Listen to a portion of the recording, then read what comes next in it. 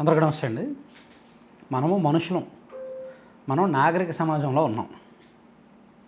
So మన కళ్ళెదురుగా సాధారణ మనం కొన్ని చట్టాలు, ఒక రాజ్యాంగం, ప్రజాస్వామ్యం, సో నైతికత, విలువలు ఇవన్నీ దీనికి కట్టుబడి ఉంటాం.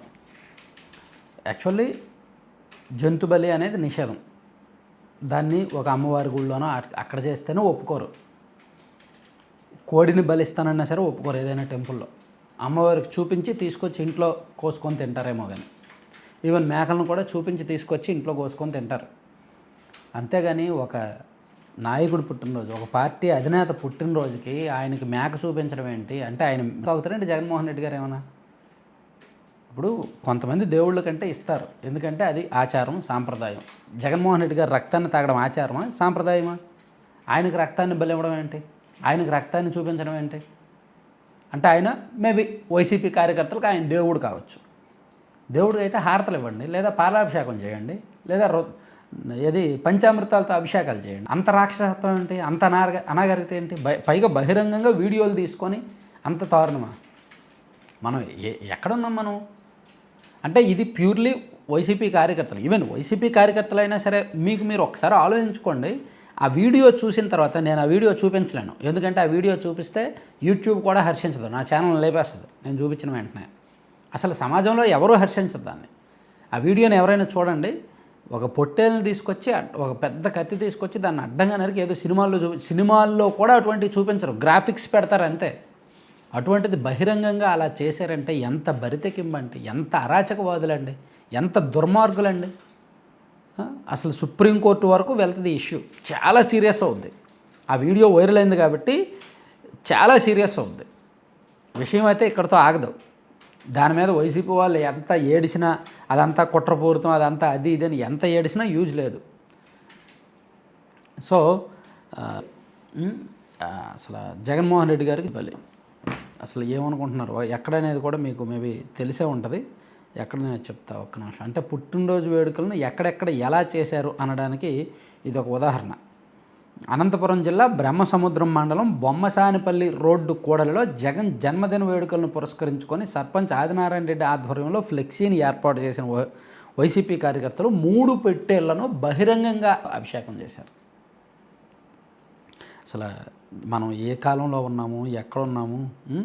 అలాగే ఇక్కడ ద్వారకా తిరుమల మండలం, అసలు పశ్చిమ గోదావరి జిల్లాలో ప్రశాంతపు రాజకీయాలు.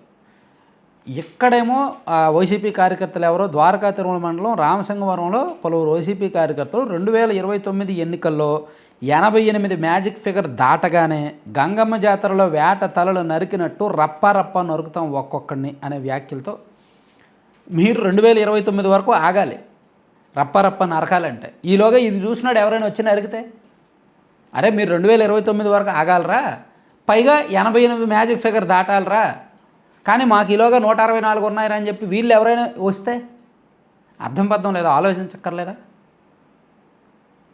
ఓకే, మీరు 2029లో గెలిచిన తర్వాత ఏం చేస్తారో చేసుకోండి, అప్పుడు మీకు అధికారం వచ్చిన తర్వాత మీ ఇష్టం. కానీ ఇటువంటి ఇప్పుడు ఫ్లెక్సీల్లో పెట్టడం వలన అది చూసిన వాడి రక్తం మరుగుద్దుగా. ఏ కూటమి కార్యకర్త, టీడీపీ కార్యకర్త, జనసేన కార్యకర్త చూస్తాడు, చూసి వీళ్ళు 2029లో వీళ్ళు గెలిస్తే మమ్మల్ని ఉంచరు, వీళ్ళు మమ్మల్ని చేయడం ఏంటి, మేమే చేస్తామని చెప్పి వాళ్ళు వస్తే గొడవేగా, శాంతి భద్రతకు విఘాతం కలిగించినట్టేగా. అంత బలిపేంటి అసలు? అది చూడండి, అది 2029లో 88 మ్యాజిక్ ఫిగర్ దాటగానే గంగమ్మ జాతరలో వేటతలను నరికినట్టు రప్ప నరుకుతాం ఒక్కొక్కడిని అని చెప్పి ఒక 3 పిల్లలు, చిన్న పిల్లలు, కుర్రోళ్ళు, కొత్తగా ఓటు హక్కు వచ్చినట్టు ఉండాలని వాళ్ళ 3 ఫోటోలు వేసి హ్యాపీ బర్త్డే జగన్ అని చెప్పి వేసారు. ఓకే, మీకు జగన్మోహన్ రెడ్డి గారు అంటే ఇష్టం కావచ్చు, మీరు జగన్మోహన్ రెడ్డి గారి కోసం ప్రాణం పెట్టచ్చు, విపరీతమైన అభిమానం ఉండొచ్చు, కానీ అటువంటి వార్నింగులు బహిరంగంగా ఇవ్వకూడదు. గెలిచిన తర్వాత మీరు ఏం చేస్తారో చేసుకోండి, ఆ తర్వాత విషయం. అప్పుడు చట్టం, న్యాయం, ధర్మం, వ్యవస్థలు పనిచేస్తే లేకపోతే లేదు. కానీ ఇలా బహిరంగంగా వార్నింగ్ ఇవ్వడం వలన తప్పు. 1 మేకపోతలు బలిచ్చారు, 2 ఇలా బహిరంగంగా వార్నింగ్లు ఇచ్చారు. ఇంకో చోట ఎక్కడో కేక్ కోసం తన్నుకున్నారు. ఇంకొక చోట ఏం జరిగిందంటే అనంతపురం జిల్లాలోనే ఒక మహిళ 7 నెలల గర్భిణి, అక్కడ వైసీపీ వాళ్ళు బాణాసంచా కాలుస్తుంటే ఆమె వెళ్ళి బాణాసంచా కాల్చొద్దు అని చెప్పినందుకు ఆమెను కొట్టారంట. ఆమెను చాలా దారుణంగా కొట్టారంట, కాలుతో తన్నారంట. సో ఆమె హాస్పిటల్లో ట్రీట్మెంట్ తీసుకుంటున్నారు ఇప్పుడు.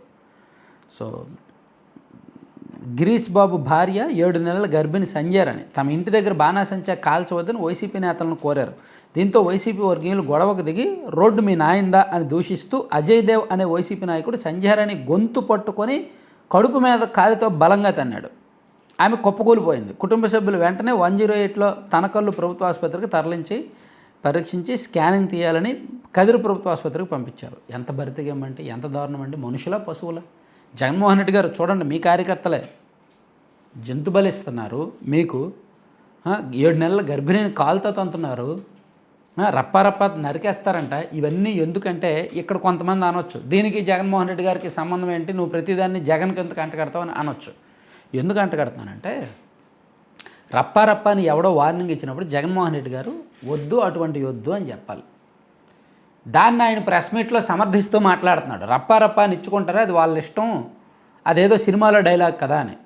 సో ఇప్పుడు రేపు పొద్దున మళ్ళీ జగన్మోహన్ రెడ్డి గారు ప్రెస్ మీట్ పెట్టి సినిమాల్లో జంతు బలులు ఇస్తారు కదా, సో నా మీద అభిమానంతో వాళ్ళు ఇచ్చుకున్నారు, అది తప్పేంటని చెప్పి ఈయన సమర్థించవచ్చు, అటువంటి ఆయనే. కానీ జనం యాక్సెప్ట్ చేయరు.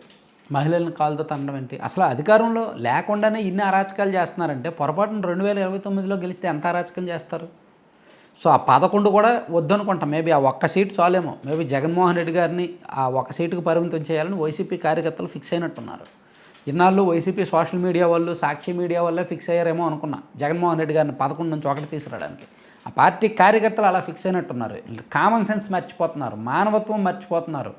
బెదిరింపులు, ఎవరిని పెడితే వాడిని బెదిరించడాలు. నాకు ఒకడు ఫోన్ చేస్తాడు, ఎవడో ఫోన్ చేసి నువ్వు వీడియోలు చేయకు, 2029లో మేము గెలిచాక నిన్నేసేస్తామంటాడు ఒకడు.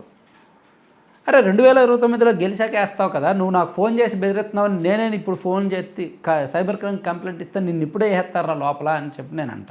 కానీ నేను కంప్లైంట్ ఇవ్వలే, అది వేరే విషయం. అందుకే పవన్ కళ్యాణ్ గారు కూడా ఓపెన్గా చెప్పేది అందుకే, బెదిరింపులకు పాల్పడొద్దు, మీరు బెదిరిస్తే మేము ఊరుకోము అని.